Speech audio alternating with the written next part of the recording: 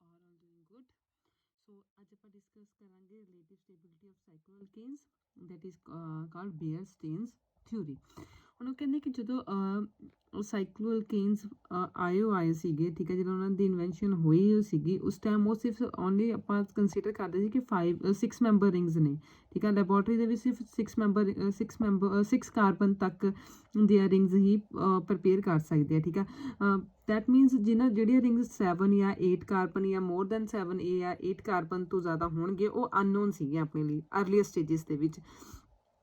ਕਹਿੰਦੇ it was also observe quite earlier that like open chain, ਕਹਿੰਦੇ ਜਿਵੇਂ like open chain ਐਲਕੇਨਸ ਹੁੰਦੇ ਨੇ। ਓਪਨ ਚੇਨ ਐਲਕੇਨ ਕਿਹੜੇ ਹੁੰਦੇ, ਜਿਹੜੇ ਸਟੇਟ ਚੇਨ ਹੁੰਦੇ ਨੇ, ਜਿਹਨਾਂ ਨੂੰ ਆਪਾਂ ਐਨ ਦੇ ਨਾਮ ਨਾਲ ਡਿਨੇਟ ਕਰਦੇ ਹਾਂ, ਜਿਵੇਂ ਐਨਬਿਊਟੇਨ ਹੋ ਗਿਆ, ਐਨਪੈਂਟੇਨ ਹੋ ਗਿਆ, ਐਂਡ ਹੈਗਜ਼ੇਨ ਹੋ ਗਿਆ, ਦੇ ਆਰ ਓਪਨ ਚੇਨ ਐਲਕੇਨਸ, ਠੀਕ ਹੈ, ਯਾਨੀ ਕਿ ਜਿਹੜੇ ਸਾਈਕਲਿਕ ਰਿੰਗ 'ਚ ਨਹੀਂ ਹੁੰਦੇ। ਸੋ ਉਹ ਕਹਿੰਦੇ ਕਿ ਜਿਵੇਂ ਕਿ ਲਾਈਕ ਓਪਨ ਚੇਨ ਐਲਕੇਨ ਸੀਗੇ ਔਰ ਉसी तरह ਸਾਈਕਲੋਪੈਂਟੇਨ ਔਰ ਸਾਈਕਲੋਹੈਗਜ਼ੇਨ ਉਹ ਕਹਿੰਦੇ ਨੇ ਕੁਆਇਟ ਸਟੇਬਲ ਨੇ ਅਤੇ ਇਹ ਐਡੀਸ਼ਨ ਰਿਐਕਸ਼ਨਸ ਨਹੀਂ ਦਿੰਦੇ ਸੀਗੇ। ਆਪਾਂ ਇੱਥੇ ਤੱਕ ਜਾਣਦੇ ਹਾਂ ਜਦੋਂ ਤੱਕ ਇਹਨਾਂ ਦੀ ਡਿਸਕਵਰੀ ਹੋਈ ਸੀ ਕਿ ਅਰਲੀਅਰ ਸਟੇਜਸ ਦੇ ਵਿੱਚ ਆਪਾਂ ਨੇ ਕਿਆ ਅਬਜ਼ਰਵ ਕੀਤਾ ਕਿ ਇਹ ਜਿਵੇਂ ਕਿ ਓਪਨ ਚੇਨ ਐਲਕੇਨ ਐਡੀਸ਼ਨਲ ਰਿਐਕਸ਼ਨਸ ਨਹੀਂ ਦਿੰਦੇ, ਇਸੇ ਤਰ੍ਹਾਂ ਸਾਈਕਲੋਪੈਂਟੇਨ ਔਰ ਸਾਈਕਲੋਹੈਗਜ਼ੇਨ ਵੀ ਕਿਆ ਨੇ ਕੁਆਇਟ ਸਟੇਬਲ ਨੇ ਅਤੇ ਐਡੀਸ਼ਨਲ ਰਿਐਕਸ਼ਨ ਨਹੀਂ ਦਿੰਦੇ। On the other hand cyclopropane and cyclobutane were found to be relative much less stable and capable of undergoing even additional reaction through the ring cleavage, ਠੀਕ ਹੈ। ਸੋ ਕਹਿੰਦੇ ਬਟ ਜਦੋਂ ਆਪਾਂ ਗੱਲ ਬਟ ਸਾਈਕਲੋਪ੍ਰੋਪੇਨ ਅਤੇ ਸਾਈਕਲੋਪ੍ਰੋਪੇਨ ਔਰ ਸਾਈਕਲੋਬਿਊਟੇਨ ਆ ਜਿਹੜੇ ਜਿਨ੍ਹਾਂ ਵਿੱਚ 3 ਮੈਂਬਰ ਔਰ 4 ਮੈਂਬਰ ਰਿੰਗ ਹੋਏਗੀ ਜਿਹੜੀ ਉਹ ਕਿਆ ਹੋਣਗੇ, ਉਹ ਜਦੋਂ ਉਹ ਲੈਸ ਸਟੇਬਲ ਹੁੰਦੇ ਨੇ ਅਤੇ ਉਹ ਕਿਆ ਐਡੀਸ਼ਨਲ ਰਿਐਕਸ਼ਨ ਦਿੰਦੇ ਨੇ। ਕਿਵੇਂ, ਜਦੋਂ ਕਿ ਉਹਨਾਂ ਦੇ ਵਿੱਚ ਵਾਲੇ ਬੌਂਡ ਕਿਆ ਹੋ ਜਾਣਗੇ, ਕਲੀਵੇਜ ਹੋ ਜਾਣਗੇ। ਉਹ ਜਦੋਂ ਬੌਂਡ ਟੁੱਟ ਜਾਣਗੇ ਉਹ ਕਿਸ ਤਰ੍ਹਾਂ ਦੀ ਰਿਐਕਸ਼ਨ ਦੇਣਗੇ, ਐਡੀਸ਼ਨਲ ਰਿਐਕਸ਼ਨ ਦੇਣਗੇ। The difference in the latest stability of cycloalkane was initially explained in terms of Beer-Stein theory। ਹੁਣ ਦੇਖੋ ਸਾਈਕਲੋਪੈਂਟੇਨ ਸਾਈਕਲੋਹੈਗਜ਼ੇਨ ਤਾਂ ਐਡੀਸ਼ਨਲ ਰਿਐਕਸ਼ਨ ਨਹੀਂ ਦਿੰਦੇ ਕਿਉਂਕਿ ਉਹ ਜ਼ਿਆਦਾ ਸਟੇਬਲ ਹੁੰਦੇ ਨੇ, ਬਟ ਸਾਈਕਲੋਬਿਊਟੇਨ ਸਾਈਕਲੋਪ੍ਰੋਪੇਨ ਐਡੀਸ਼ਨਲ ਰਿਐਕਸ਼ਨ ਦਿੰਦੇ ਨੇ, ਠੀਕ ਹੈ, ਔਰ ਉਹ ਲੈਸ ਸਟੇਬਲ ਹੁੰਦੇ ਨੇ। ਜਿਹੜਾ ਇਹਨਾਂ ਦੇ ਵਿੱਚ ਵਾਲਾ ਡਿਫਰੈਂਸ ਹੈ ਇਹਨੂੰ ਕਿਸ ਤਰ੍ਹਾਂ ਥਰੂ ਐਕਸਪਲੇਨ ਕਰਨਾ ਆਪਾਂ ਨੇ, ਬੇਅਰ-ਸਟੇਨ ਥਿਊਰੀ ਦੇ ਐਕਸਪਲੇਨ। ਹੁਣ ਬੇਅਰ-ਸਟੇਨ ਥਿਊਰੀ ਦੇ ਅਕੋਰਡਿੰਗ ਕਹਿੰਦੇ according to tetrahedral concept of carbon, what is the mean of tetrahedral concept, ਸਭ ਨੂੰ ਪਤਾ ਟੈਟਰਾਹਾਈਡਰਲ ਮੀਨਸ ਜਿਹਦੇ ਵਿੱਚ ਟੈਟਰਾਹਾਈਡਰਲ ਸ਼ੇਪ ਹੋਏਗੀ, ਠੀਕ ਹੈ। ਉਹ ਕਹਿੰਦੇ ਟੈਟਰਾਹਾਈਡਰਲ ਕੰਸੈਪਟ ਆਫ ਕਾਰਬਨ ਦੇ ਅਕੋਰਡਿੰਗ ਜਿਹੜਾ ਕਾਰਬਨ ਹੈ ਉਹ carbon bonded to the 4 other atom lie at the centre of the tetrahedral, ਕਿ ਜਿਹੜਾ ਕਾਰਬਨ ਹੈ ਇੱਕ ਕਾਰਬਨ ਉਹ ਕਿਸੇ ਹੋਰ ਕਾਰਬਨ ਦੇ 4 ਐਟਮ ਜਾਂ ਕਿਸੇ ਕਾਰਬਨ ਦੇ ਨਾਲ, ਕੋਈ ਵੀ ਐਟਮ ਹੋ ਸਕਦਾ ਹੈ, ਠੀਕ ਹੈ, ਜਾਂ ਕਾਰਬਨ ਵੀ ਹੋ ਸਕਦਾ, ਉਹਦੇ 4 ਬੌਂਡਡ ਟੂ ਦਾ 4 ਐਟਮ ਦੇ ਨਾਲ ਬੌਂਡ ਬਣਾਏਗਾ ਔਰ ਚਾਰੋਂ ਕਿਸ ਤਰ੍ਹਾਂ ਅਰੇਂਜ ਹੋਏ ਹੋਣਗੇ, ਟੈਟਰਾਹਾਈਡਰਨ ਦੇ ਵਿੱਚ ਸ਼ੇਪ ਦੇ ਵਿੱਚ ਅਰੇਂਜ ਹੋਏ ਹੋਣਗੇ। And the angle between the any 2 bond ਅਤੇ ਜਿਹੜਾ 2 ਬੌਂਡ ਦੇ ਵਿੱਚ ਵਾਲਾ ਐਂਗਲ ਹੋਏਗਾ ਉਹ ਕਿਆ ਹੋਏਗਾ, 109 degree 28 ਇੰਚਜ਼। Adolf von Baer in 1885 argued that any departure from this position lead to the strain in the molecule as a result which the stability of the molecule decrease। ਹੁਣ bears ਨੇ 1885 ਦੇ ਵਿੱਚ ਕਿਆ ਕਿਹਾ ਕਿ 109 ਡਿਗਰੀ 28 ਇੰਚਸ ਤੋਂ ਵਾਲੀ ਜਿਹੜੀ ਪੋਜੀਸ਼ਨ ਹੋਈ, ਜਿਹੜਾ ਬੌਂਡ ਐਂਗਲ ਹੋਏਗਾ, ਅਗਰ ਉਸ ਬੌਂਡ ਐਂਗਲ ਤੋਂ ਥੋੜਾ ਜਿਹਾ ਵੀ ਕੋਈ ਚੀਜ਼ ਡਿਪਾਰਚਰ ਹੋ, ਐਨੀ ਡਿਪਾਰਚਰ ਫਰੋਮ ਦਿਸ, ਥੋੜੀ ਜਿਹੀ ਵੀ ਕੋਈ ਚੀਜ਼ ਇਸ ਪੋਜੀਸ਼ਨ ਤੋਂ ਹਿੱਲ ਜਾਵੇ ਤਾਂ ਉਹਦੇ ਵਿੱਚ ਕਿਆ ਹੁੰਦਾ, ਜਿਹੜੀ ਉਹਦੀ ਸਟੇਬਿਲਿਟੀ ਹੈ ਮੋਲੀਕਿਊਲ ਦੀ ਉਹ ਵੀ ਕਿਆ ਹੋ ਜਾਂਦੀ ਹੈ, ਡਿਕਰੀਜ਼ ਹੋ ਜਾਂਦੀ ਹੈ। On this basis Baeyer propose a theory known as Baeyer strain theory, ਔਰ ਇਸ ਹੀ ਸਟੇਟਮੈਂਟ ਦੇ ਉੱਪਰ ਉਹਨੇ ਇੱਕ ਥਿਊਰੀ ਪ੍ਰਪੋਜ਼ ਕੀਤੀ ਜਿਹਨੂੰ ਕਿਹਾ ਜਾਂਦਾ ਬੇਅਰ-ਸਟੇਨ ਥਿਊਰੀ। ਹੁਣ ਇਸ ਥਿਊਰੀ ਦੇ ਇੰਪੋਰਟੈਂਟ ਪੁਆਇੰਟਸ ਕਿਆ ਨੇ, ਉਹ ਕਹਿੰਦੇ ਕਾਰਬਨ ਐਟਮ ਕੰਟੇਨਿੰਗ ਦਾ ਰਿੰਗ ਲਾਈਨ ਦਾ ਸੇਮ ਪਲੇਨ। ਆਪਾਂ ਨੂੰ ਪਤਾ ਹੈ ਕਿ according to tetrahedral concept of ਦਾ ਕਾਰਬਨਸ, ਕਿ ਜਿਹੜੇ ਟੈਟਰਾਹਾਈਡਰਲ ਦੇ ਵਿੱਚ ਕਾਰਬਨਸ ਪਏ ਹੁੰਦੇ ਨੇ ਉਹ ਸਾਰੇ ਕਿਆ ਹੁੰਦੇ ਨੇ, ਇੱਕ ਹੀ ਪਲੇਨ ਦੇ ਵਿੱਚ ਹੁੰਦੇ ਨੇ, ਠੀਕ ਹੈ।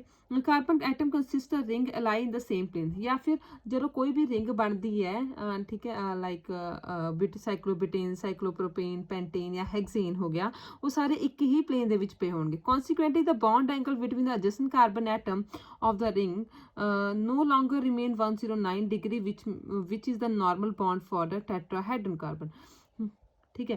ਹੁਣ ਸਾਰੇ ਇੱਕੇ ਪਲੇਨ ਦੇ ਵਿੱਚ ਪਏ ਹੋਣ ਨਾਲ ਕਿਆ ਹੁੰਦਾ, ਕਿਉਂਕਿ ਦੇਖੋ ਟੈਟਰਾਹਾਈਡਰਨ 'ਚ ਕਿਆ ਹੁੰਦਾ ਕਿ ਇੱਕ ਪਿਛਲੇ ਪਾਸੇ ਪਿਆ ਹੁੰਦਾ, ਇੱਕ ਲਾਈਕ ਐਵੇਂ ਹੁੰਦੀ ਹੈ ਸ਼ੇਪ, ਟੈਟਰਾਹਾਈਡਰਨ ਦੀ ਸ਼ੇਪ ਐਵੇਂ ਹੁੰਦੀ ਹੈ ਲਾਈਕ ਦਿਸ, ਇਹ ਹੁੰਦੀ ਹੈ। ਜਿਹੜਾ ਆਹ ਵਾਲੀ ਚੀਜ਼ ਹੈ ਇਹ ਬੈਕ ਸਾਈਡ ਪਈ ਹੁੰਦੀ ਹੈ। ਜੇ ਤੁਸੀਂ ਮੈਂ ਪੈਨ ਨੂੰ ਐਵੇਂ ਰੱਖਾਂ ਨਾ ਤਾਂ ਦੇਖੋ, ਜੇ ਮੈਂ ਪੈਨ ਨੂੰ ਜੇ ਮੈਂ ਪੈਨ ਨੂੰ ਇਸ ਤਰ੍ਹਾਂ ਰੱਖਦੀ ਹਾਂ, ਇੱਕ ਇਸ ਤਰਫ ਨੂੰ ਬੌਂਡ ਹੋਏਗਾ ਪਿੱਛੇ ਨੂੰ, ਇੱਕ ਇੱਧਰ ਨੂੰ ਹੋਏਗਾ, ਇੱਕ ਲੈਫਟ ਹੈਂਡ ਸਾਈਡ ਨੂੰ ਹੋਏਗਾ, ਇੱਕ ਮੇਰੇ ਰਾਈਟ ਹੈਂਡ ਸਾਈਡ ਨੂੰ ਹੋਏਗਾ। ਦੈਟ ਮੀਨਸ ਇਹ ਸਾਰੇ ਇੱਕ ਪਲੇਨ ਦੇ ਵਿੱਚ ਨਹੀਂ ਹੁੰਦੇ, ਇਹ ਕਿਆ ਹੁੰਦੇ ਨੇ 3D ਉਹਦੇ ਵਿੱਚ ਆਉਂਦੇ ਨੇ। ਬਟ ਜਦੋਂ ਆਪਾਂ ਗੱਲ ਕਰਦੇ ਹਾਂ ਰਿੰਗਸ ਦੀ ਜਿਹੜੀਆਂ ਕਿ ਚਾਹੇ ਸਾਈਕਲੋਪੈਂਟੇਨ ਹੋ ਗਈ, ਸਾਈਕਲੋਪੈਂਟੇਨ, ਬੁਟੇਨ, ਹੈਗਜ਼ੇਨ ਜਾਂ ਪ੍ਰੋਪੇਨ ਹੋ ਗਈ, ਉਹ ਸਾਰੇ ਇੱਕੇ ਪਲੇਨ ਦੇ ਉੱਪਰ ਲਾਈ ਕਰਦੇ ਨੇ। ਉਹ ਕਹਿੰਦੇ ਜਦੋਂ ਇਹ ਇੱਕ ਹੀ ਪਲੇਨ ਦੇ ਉੱਪਰ ਲਾਈ ਕਰੋਗੇ ਦੈਟ ਮੀਨਸ ਕਿਆ ਕਿ ਜਿਹੜਾ ਇਹਨਾਂ ਦੇ ਵਿੱਚ ਵਾਲਾ ਬੌਂਡ ਐਂਗਲ ਹੋਏਗਾ ਉਹ 109 ਡਿਗਰੀ 28 ਇੰਚਸ ਨਹੀਂ ਰਹਿੰਦਾ, ਜਿਹੜਾ ਕਿ ਨਾਰਮਲ ਐਂਗਲ ਆ ਕਿਹਦੇ ਲਈ, ਟੈਟਰਾਹੈਡਰਨ ਸ਼ੇਪ ਦੇ ਲਈ। ਔਨ ਦ ਅਦਰ ਹੈਂਡ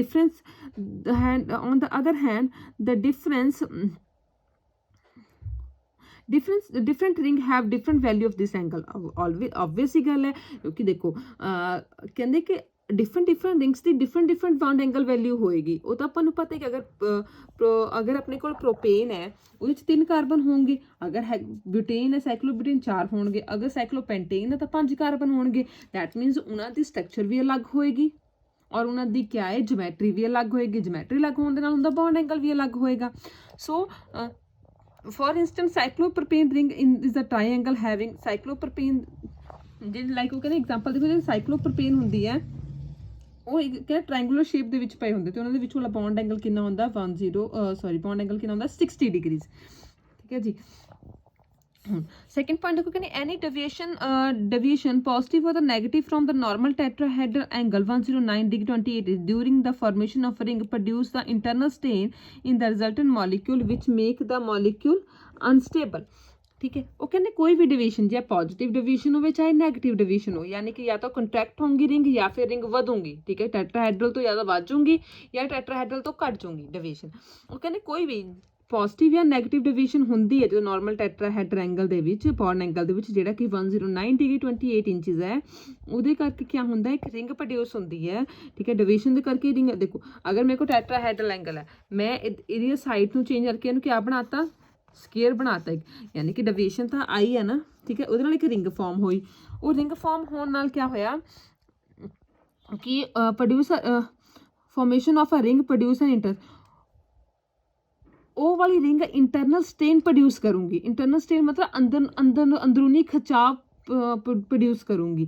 ਠੀਕ ਹੈ, ਜਿਹਦੇ ਕਰਕੇ ਕਿਆ ਹੈ ਕਿ ਮੋਲੀਕਿਊਲ ਕਿਆ ਹੋ ਜਾਂਦਾ ਹੈ ਅਨਸਟੇਬਲ ਹੋ ਜਾਂਦਾ ਹੈ। ठीक है, positive division mean angle is compress. Positive division कदों आएगी जो एंगल कंप्रेस होएगा, एंगल घटेगा।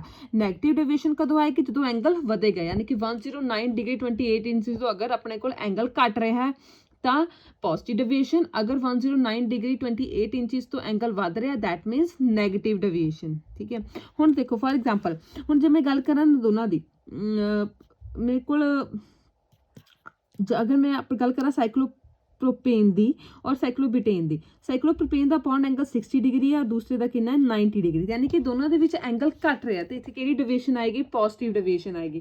ਹੁਣ ਐਂਗਲ ਘਟਣ ਦੇ ਨਾਲ ਜਿਹੜਾ ਸਟ੍ਰੇਨ ਪੈ ਰਿਹਾ ਇੰਟਰਨਲ ਸਟ੍ਰੇਨ ਆ ਰਿਹਾ ਹੈ ਉਹਨੂੰ ਤੁਸੀਂ ਉਹਦੇ ਕਰਕੇ ਕਿਆ ਹੋਊਗਾ ਮੋਲੀਕਿਊਲ ਕਿਆ ਹੋ ਜਾਂਦੇ ਨੇ ਅਨਸਟੇਬਲ ਹੋ ਜਾਂਦੇ ਨੇ। थर्ड पॉइंट देखो, the greater the division from the normal angle the greater is the strain and therefore least is the stability. कहने जिन्नी ज़्यादा डिवीजन होएगी नॉर्मल एंगल तो उन्नी ही ज़्यादा क्या होएगी स्ट्रेन बढ़ेगी। कि यानी कि या तो जिन्नी ज़्यादा पॉजिटिव या जिन्नी ज़्यादा नैगेटिव डिवीजन होंदी जाऊँगी उन्नी ही थोड़ी क्या है स्ट्रेन अंदरूनी खिंचाव बढ़ता जाएगा एंगल्स के विच, और उन्नी ही थोड़ी जी स्टेबिलिटी होंदी जाती घटती जाती है।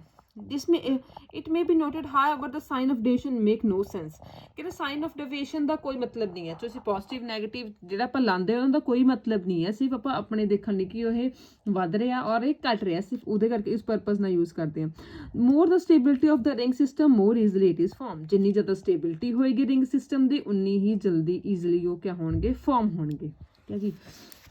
ਹੁਣ ਦੇਖੋ ਉਹ ਕਹਿੰਦੇ ਕਿ Baeyer calculate the deviation from the normal angle or what may be called angle strain. Baeyer ਨੇ ਡਿਵੀਏਸ਼ਨ ਕੈਲਕੂਲੇਟ ਕੀਤੀ ਕਿ ਨਾਰਮਲ ਐਂਗਲ ਤੋਂ ਕਿੰਨੀ ਡਿਵੀਏਸ਼ਨ ਹੁੰਦੀ ਹੈ। ਅਗਰ ਕੋਈ ਆਪਾਂ ਰਿੰਗ ਅਗਰ ਸਾਈਕਲੋਪ੍ਰੋਪੇਨ ਫਾਰਮ ਕਰੀਏ ਤਾਂ ਕਿੰਨੀ ਡਿਵੀਏਸ਼ਨ ਹੋਏਗੀ, ਅਗਰ ਸਾਈਕਲੋਬਿਊਟੇਨ ਫਾਰਮ ਕਰੀਏ ਤਾਂ ਕਿੰਨਾ ਚੇਂਜ ਆਏਗਾ ਐਂਗਲ। ਠੀਕ ਹੈ, ਉਹਦੇ ਵਿੱਚ ਐਂਗਲ 'ਚ ਅਗਰ ਸਾਈਕਲੋਪੈਂਟੇਨ ਫਾਰਮ ਕਰੇ ਤਾਂ ਕਿੰਨਾ ਚੇਂਜ ਆਏਗਾ, ਉਹਨੂੰ ਉਸਨੂੰ ਨਾਮ कहता है angle strain. Involve the formation of cycloalkane of the various ring. ठीक है, for example carbon carbon carbon angle of the cyclopropane 60 degree, hence each carbon atom occupy corner of the equilateral triangle. ਹੁਣ 60 degree ਹੈ, ਦੇਖੋ ਉਹ ਕਹਿੰਦੇ ਕਿ ਸਾਈਕਲੋਪ੍ਰੋਪੇਨ ਦੇ ਵਿੱਚ 60 ਡਿਗਰੀ ਐਂਗਲ ਹੁੰਦਾ। 60 ਡਿਗਰੀ ਐਂਗਲ ਕਿਹਦੇ ਵਿੱਚ ਹੁੰਦਾ ਹੈ? ਅਗਰ ਆਪਾਂ 180 ਡਿਗਰੀ ਐਂਗਲ ਟੋਟਲ ਹੁੰਦਾ ਹੈ ਆਪਣੇ ਕੋਲ, ਤਾਂ 60 ਡਿਗਰੀ ਕਿਹਦਾ ਐਂਗਲ ਹੋਏਗਾ? ਇਕੁਟੋਰੀਅਲ ਟ੍ਰਾਇੰਗਲ ਦਾ ਹੋਏਗਾ, ਜਿਹਦੇ ਵਿੱਚ ਸਾਰੇ ਸਾਈਡਸ ਕਿਆ ਹੋਣਗੇ? ਇਕੁਅਲ ਹੋਣਗੇ। This means that angle strain in the cyclopropane would be half of 109 degree 28 inches minus 60 degree. ਕਿਆ ਫਾਰਮੂਲਾ ਹੈਗਾ? ਫਾਰਮੂਲਾ ਹੋਏਗਾ 1/2, ਠੀਕ ਹੈ, ਜਿੰਨਾ ਤੁਹਾਡੇ ਕੋਲ ਹੋਏਗਾ angle of ਟੈਟਰਾਹੈਡਰਨ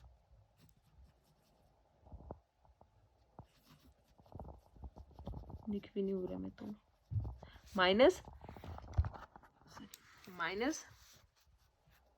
angle of the ring,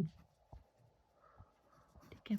सो अपने को नॉर्मल टेट्राहेड्रल एंगल कितना होता है? 109 डिग्री 28 और अपने को जेड़ा अपने को साइक्लोप्रोपेन का एंगल कितना है? 60 डिग्री। उन्होंने तो ये फार्मूला लगा के अपने को कितना आ गया? 24 डिग्री 44 इंचज।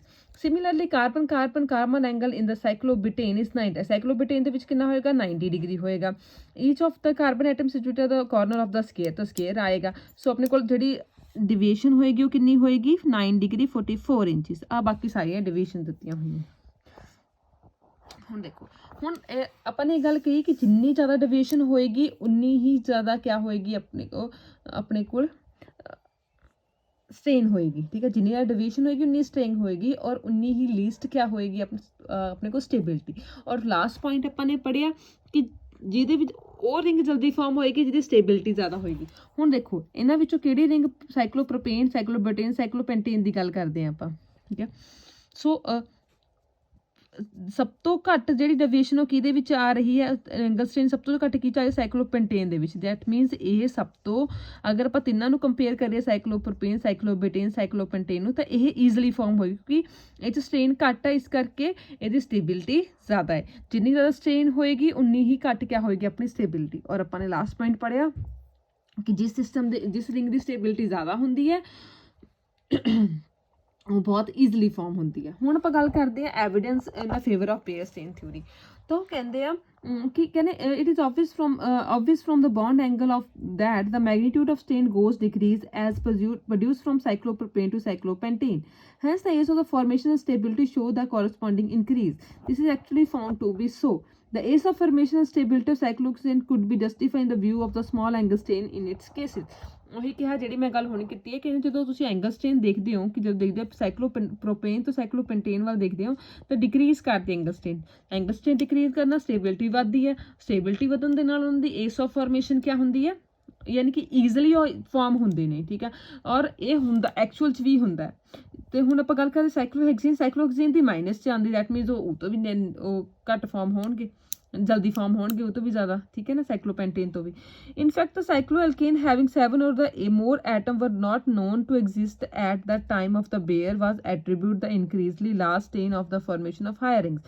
Bayer even ਕਿ ਜਿਹੜੇ ਐਲਕੇਨਸ ਨੇ ਸਾਈਕਲੋਐਲਕੇਨਸ ਜਿਹੜੇ 7 ਜਾਂ 7 ਤੋਂ ਜ਼ਿਆਦਾ ਉਸ ਟਾਈਮ ਬੇਅਰ ਦੇ ਟਾਈਮ ਉਹ ਫਾਰਮ ਨਹੀਂ ਸੀ, ਐਗਜ਼ਿਸਟ ਨਹੀਂ ਸੀ ਕਰਦੇ, ਠੀਕ ਹੈ। ਸੋ ਇਸ ਕਰਕੇ ਉਹਦੇ ਬਾਰੇ ਉਹਨਾਂ ਨੂੰ ਕੁਛ ਨਹੀਂ ਸੀ ਪਤਾ। Bayer strain theory could also account the greater reactivity of ethylenic bond. The double bond was treated as a two-member ring in which the angle strain is plus 54 degree 44 in the last strain seem to be responsible for the reactivity of double bond. ਹੁਣ ਦੇਖੋ ਅਗਰ stability ਘੱਟ ਹੈ that means ਉਹ easily break ਹੋ ਸਕਦੇ ਆ, ਠੀਕ ਹੈ। ਸਟੇਬਿਲਿਟੀ ਘੱਟ ਹੈ ਦੈਟ ਮੀਨਸ ਉਹ ਈਜ਼ੀਲੀ ਬ੍ਰੇਕ ਹੋ ਸਕਦੇ ਆ। ਬ੍ਰੇਕ ਹੋਣ ਨਾਲ ਕਿਆ ਜਿਹਦੇ ਵਿੱਚ ਸਟੇਬਿਲਿਟੀ ਘੱਟ ਹੋਏਗੀ ਉਹਦੀ ਰਿਐਕਟਿਵਿਟੀ ਜ਼ਿਆਦਾ ਹੋਏਗੀ। ਹਮੇਸ਼ਾ ਯਾਦ ਰੱਖਣਾ stability is the inversely proportion to of the reactivity. ਅਗਰ ਸਟੇਬਿਲਿਟੀ ਜ਼ਿਆਦਾ ਹੈ ਤਾਂ ਰਿਐਕਟਿਵਿਟੀ ਘੱਟ ਹੈ, ਅਗਰ ਸਟੇਬਿਲਿਟੀ ਘੱਟ ਹੈ ਤਾਂ ਰਿਐਕਟਿਵਿਟੀ ਜ਼ਿਆਦਾ। ਉਹ ਕਹਿੰਦੇ ਜਿਹੜਾ ਬੇਅਰ ਸਟ੍ਰੇਨ ਥਿਊਰੀ ਹੈ ਉਹਨੇ ਇਥਾਈਲੈਨਿਕ ਬੌਂਡ ਦੀ ਰਿਐਕਟਿਵਿਟੀ ਨੂੰ ਵੀ ਐਕਸਪਲੇਨ ਕੀਤਾ। ਕਿਵੇਂ ਕਿ ਉਹਨਾਂ ਨੇ ਇਥਾਈਲੈਨਿਕ ਬੌਂਡ ਦਾ ਮਤਲਬ ਹੁੰਦਾ double bond. This is called ethylenic bond, double bond, this one, ਠੀਕ ਹੈ। ਹੁਣ ਉਹ ਕਹਿੰਦੇ ਕਿ ਉਹਨਾਂ ਨੇ ਡਬਲ ਬੌਂਡ ਨੂੰ 2 ਮੈਂਬਰ ਰਿੰਗ ਲੈ ਲਿਆ। ਇਸ ਚੀਜ਼ ਨੂੰ ਨਾ 2 ਮੈਂਬਰ ਰਿੰਗ ਲਿੱਤਾ ਸੀ ਜੀ, 2 ਕਾਰਬਨ ਇਨਵੋਲਵ ਹੈ, ਠੀਕ ਹੈ। 2 ਮੈਂਬਰ ਰਿੰਗ ਲੈ ਲਿਆ ਐਵੇਂ like this carbon 2 member ring ਲੈ ਲਿਆ। ਤਾਂ ਉਹਨੇ ਆਪਣਾ ਜਦੋਂ ਫਾਰਮੂਲਾ ਕੈਲਕੂਲੇਟ ਕੀਤਾ, ਫਾਰਮੂਲਾ ਕੈਲਕੂਲੇਟ ਕਰਕੇ ਉਹਦੇ ਕੋਲ ਜਿਹੜੀ ਐਂਗਲ ਸਟ੍ਰੇਨ ਆਈ ਉਹ ਕਿੰਨੀ ਆਈ? 54 ਡਿਗਰੀ 44 ਇੰਚਜ਼। ਇਸ ਦਾ ਮਤਲਬ ਕਿਆ ਹੋਇਆ ਕਿ ਹੁਣ ਸਟ੍ਰੇਨ ਜ਼ਿਆਦਾ ਹੈ, ਸਟ੍ਰੇਨ ਜ਼ਿਆਦਾ ਹੋਣ ਕਰਕੇ ਸਟੇਬਿਲਿਟੀ ਘੱਟ ਹੈ, ਸਟੇਬਿਲਿਟੀ ਘੱਟ ਹੋਣ ਕਰਕੇ ਰਿਐਕਟਿਵਿਟੀ ਕਿਆ ਹੋਏਗੀ? ਜ਼ਿਆਦਾ ਹੋਏਗੀ। ਨੈਕਸਟ ਲਾਸਟ ਦੇਖੋ limitation of the base chain theory. ਹੁਣ ਕਿਉਂ ਫੇਲ ਹੋਈ ਇਹ ਥਿਊਰੀ, मतलब किस चीज़ क्या नहीं एक्सप्लेन कर पाई ये theory. As of the formation of ethylic bond उन्हें रिएक्टिविटी का दसती, ठीक है, बट उन्हें ਹੁਣ 54 डिग्री 44 इंचीज अपने को ਇਹ ਚੀਜ਼ ਹੈ ਇਹਦੇ ਕੋਲ ਡੇਵੀਏਸ਼ਨ ਹੈ ਇੰਨੀ ਆਪਣੇ ਕੋਲ। ਬਟ ਹੁਣ ਆਪਾਂ ਨੇ ਇਹ ਵੀ ਗੱਲ ਕਹੀ ਹੈ ਬੇਸ਼ੱਕ stability is inversely proportional to reactivity ਹੈ ਕਿ ਅਗਰ ਸਟੇਬਿਲਿਟੀ ਘੱਟ ਤੇ ਰਿਐਕਟਿਵਿਟੀ ਜ਼ਿਆਦਾ ਹੋਏਗੀ, ਬਟ ਇਹ ਵੀ ਤਾਂ ਗੱਲ ਕਹੀ ਹੈ ਨਾ ਕਿ ਜਿਹਦੇ ਕੋਲ ਸਟ੍ਰੇਨ ਜ਼ਿਆਦਾ ਹੈ ਉਹਦੇ ਕੋਲ ਸਟੇਬਿਲਿਟੀ ਘੱਟ ਹੋਏਗੀ, ਯਾਨੀ ਕਿ ਏਸ ਆਫ ਫਾਰਮੇਸ਼ਨ ਵੀ ਕਿਆ ਹੋਏਗੀ ਉਹਦੀ ਡਿਫਿਕਲਟ ਹੋਏਗੀ, ਇਸ ਕਰਕੇ ਇਸ ਚੀਜ਼ ਨੂੰ ਐਕਸਪਲੇਨ ਨਹੀਂ ਕਰ ਸਕਿਆ। ਕਹਿੰਦੇ ethylic bond can not be formed rapidly in spite of have such a last, ਕਿਉਂਕਿ ਬਹੁਤ ਜ਼ਿਆਦਾ ਲਾਸਟ ਚੇਨ ਹੁੰਦੀ ਹੈ। stability of cyclohexane and higher alkane, heat of combustion of the cycloalkanes. Based in theory explained to fill the stability of cyclohexane and higher cycloalkanes discussed below. Cycloalkanes and the higher cyclohexane and higher cycloalkanes, many of which were prepared after base chain theory had been proposed, were found to be nearly stable as the cyclopentane as shown in their heat of combustion. ਕਹਿੰਦੇ ਜਦੋਂ ਆਪਾਂ ਗੱਲ ਕਰਦੇ ਸਾਈਕਲੋਹੈਕਸੇਨ ਜਾਂ hire ਸਾਈਕਲੋਅਲਕੇਨ ਦੀ, ਜਿਹੜੇ hire ਸਾਈਕਲੋਅਲਕੇਨ ਉਹਨਾਂ ਵਿੱਚ ਅੱਧੇ ਦਾ ਬੇਸ ਚੇਨ ਜਦੋਂ ਥਿਊਰੀ ਪ੍ਰਪੋਜ਼ ਹੋਈ ਉਦੋਂ ਤੱਕ ਆਇਡੈਂਟੀਫਾਈ ਵੀ ਨਹੀਂ ਸੀ ਹੋਏ। ਕਹਿੰਦੇ ਜਿਹੜੀ ਇਹਦੀ ਸਟੇਬਿਲਿਟੀ ਹੈ ਉਹ ਸਾਈਕਲੋਪੈਂਟੇਨ ਦੀ ਸਟੇਬਿਲਿਟੀ ਦੇ ਨਾਲ ਨੀਅਰਲੀ ਸੇਮ ਹੈ, ਠੀਕ ਹੈ, ਕਿਉਂਕਿ ਉਹ ਆਪਾਂ ਨੂੰ ਕਿੱਥੋਂ ਪਤਾ ਲੱਗਾ ਉਹਦੀ ਹੀਟ ਆਫ ਕੰਬਸ਼ਨ ਤੋਂ, ਵੀ ਉਹਨਾਂ ਸਭ ਦੀ ਵੈਲਿਊ ਆਲਮੋਸਟ ਸਿਮਿਲਰ ਜੀ ਹੋਏਗੀ, ਥੋੜਾ ਬਹੁਤਾ ਫਰਕ ਹੋਏਗਾ। ਤਾਂ heat of combustion as per ਮਿਥਾਈਲਿਨ group CH2 various ਹੈਲ, ਤਾਂ heat of combustion the value ਕੀ ਆਏਗੀ, अगर अपने को रिंग साइज 3 है तो हीट ऑफ कंबशन कितनी आएगी 697, 4 member 686, 5 member 6464, 6 member 658, 7 member 662, 8 member 663 and so on, ठीक है। So heat of combustion per CH2 methylene group give the fair idea of the relative stability of cycloalkane, since each CH2 group yield only carbon dioxide and water on combustion. The heat of combustion is large, is the compound containing more energy, therefore less stable and vice versa. Okay. बस उसे इतना ही लिखना है कि heat of combustion तक लिख देना, combustion तक, that's it बस।